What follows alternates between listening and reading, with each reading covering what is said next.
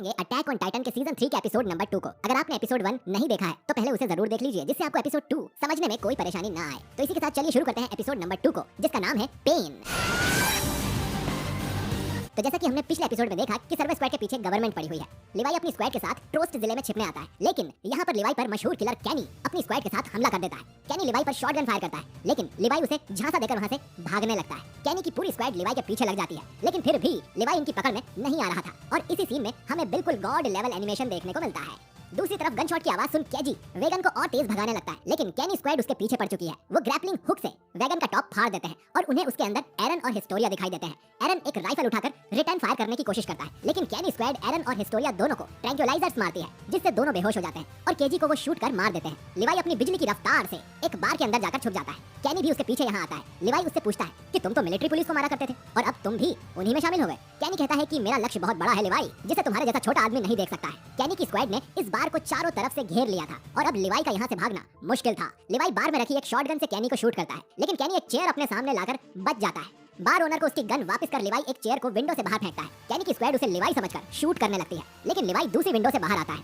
और अपने हुक से एक सोल्जर को मारकर उसे शील्ड की तरह यूज करता है। इसके बाद वो बाकी दो सोल्जर्स को अपनी सोर्ड से बीच में से काट देता है। साशा को गन शॉट्स की आवाज सुनाई देती है और वो सब लिवाई की तरफ आने लगते हैं। इधर कैनी खड़ा होकर अपनी साथी केवन से कहता है कि वो कैसे भूल गया कि सभी बार ओनर्स को सेल्फ डिफेंस के लिए गन रखना अलाउड होता है। और हमारी आखिरी मुलाकात के बाद से लिवाई और भी ज्यादा स्ट्रांग हो गया है। मिकासा और बाकी लोग भी यहाँ आ जाते हैं और लिवाई उन्हें वेगन का पीछा करने का ऑर्डर देता है। वो उन्हें ये भी कहता है कि हमारे 3 लोगों को इन गुंडों ने मार दिया है, तो अगर तुम्हारे रास्ते में कोई एनिमी आता है तो उसे मौत के घाट उतारने में जरा भी मत हिचकिचाना। और बाकी लोगों के लिए ये काफी बड़ी बात थी, क्योंकि उन्होंने आज तक किसी भी इंसान को नहीं मारा था। आर्मिन और जीन वेगन पर जाते हैं, लेकिन जीन उसकी ड्राइवर को मारने की हिम्मत नहीं कर पाता, लेकिन उस ड्राइवर ने जीन को मार ही डाला था अगर ऐन वक्त पर आर्मिन ने उसे ना मारा होता। लेकिन कैनी स्क्वाड के और भी मेंबर्स इन पर अटैक करते हैं और कैनी स्क्वाड लिवाई पर भारी पड़ जाती है और वो एरन और हिस्टोरिया को लेकर भाग निकलते हैं। दूसरी तरफ राजधानी में राजा और उसके मिनिस्टर डिस्कस कर रहे होते हैं कि उन्हें एरन और हिस्टोरिया के साथ क्या करना चाहिए। तभी उन्हें खबर मिलती है कि रोड राइज ने एरन और हिस्टोरिया को पकड़ लिया है, तो उन्हें अब चिंता करने की जरूरत नहीं है। इधर मिलिट्री बैरक्स में हम आर्विन को देखते हैं, जिससे हांजी और मॉबलेट मिलने आते हैं। वो उसे खबर देते हैं कि एरन और हिस्टोरिया को किडनैप कर लिया गया है और एरन ने जो नोट हांजी को दिया था उसे पढ़कर हांजी और डर गई थी, क्योंकि अगर उन्होंने देर की तो एरन को खो दिया जाएगा। दूसरी तरफ आर्मिन को बुरा लग रहा था कि उसने एक इंसान को मारा और अब इससे वो खुद भी एक बुरा इंसान बन गया है। वो मिकासा से पूछता है कि उसने जब पहली बार किसी इंसान को मारा था तो उसे कैसा फील हुआ था, जिस पर मिकासा कुछ नहीं बोलती और शांत ही रहती है। और हम जानते ही हैं कि एरन और मिकासा उस समय कितने छोटे थे जब उन्होंने उन लुटेरों को मारा था। कुछ देर बाद आर्मिन फिर से यही कहता है कि जिस लड़की को उसने मारा उसकी भी कोई फैमिली होगी। लिवाई आर्मिन को समझाता है कि जो हुआ अच्छा हुआ, अगर तुमने उस लड़की को नहीं मारा होता तो आज जीन उनके बीच नहीं बैठा होता। किसी को नहीं पता कि क्या अच्छा है और क्या बुरा, हम बस जिंदा रहने की कोशिश कर रहे हैं। इसके बाद लिवाई और मिकासा उन किडनैपर्स से बात करने जाते हैं। इनके लीडर का नाम डीमो रीव्स है और ये एक मर्चेंट है कि उसे कुछ नहीं पता, लेकिन वो कुछ रॉयल गार्ड्स को जानता है जिन्हें एरन और हिस्टोरिया की लोकेशन पता होगी। लिवाई डीमो से कहता है कि वो उनसे हाथ मिला ले और उनकी मदद करे, और डीमो मान जाता है। इसके बाद डीमो 2 रॉयल गार्ड्स जिनके नाम राल्फ और सैनस है, उन्हें किसी बहाने से लिवाई की बताई जगह पर ले आता है जहां लिवाई स्क्वाड ने जाल बिछाया हुआ था। लिवाई स्क्वाड उन दोनों रॉयल गार्ड्स को नॉकआउट कर बंदी बना लेती है। इसके बाद लिवाई और हांजी सानस को बहुत टॉर्चर करते हैं, लेकिन वो उन्हें कोई जानकारी नहीं देता। वो कहता है कि वो उसे मार भी दे तो भी वो कुछ नहीं बोलेगा, क्योंकि वो अपने राजा के लिए वफादार है। इसके बाद लिवाई और हांजी एक नाटक करते हैं कि दूसरे ऑफिसर राल्फ ने सब कुछ बता दिया है।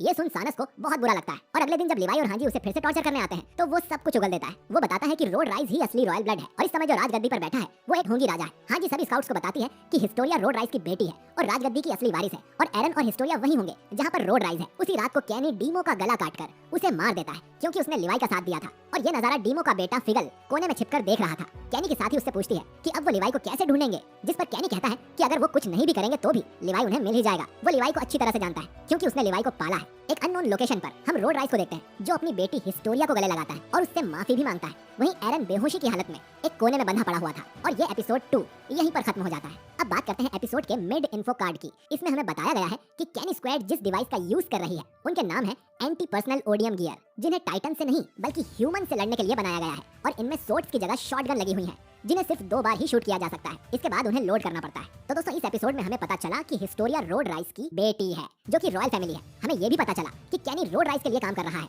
लेकिन रोड राइज ने एरन को क्यों किडनैप किया ये हमें पता चलेगा अगले एपिसोड में, जो कि मैं बहुत जल्द एक्सप्लेन करूंगा। अगर आपको मेरा ये वीडियो पसंद आया है तो इसे लाइक करना बिल्कुल भी ना भूलें, और अगर आप हमारे इस नए एनिमे चैनल पर पहली बार आए हैं तो इसे सब्सक्राइब करके बेल आइकन जरूर दबा दीजिए, ताकि आपको वीडियो मिल जाए तुरंत जैसे ही हम वीडियो अपलोड करते हैं। चलिए दोस्तों, मिलता हूं मैं आपसे एपिसोड नंबर 3 के साथ बहुत जल्द। शुक्रिया।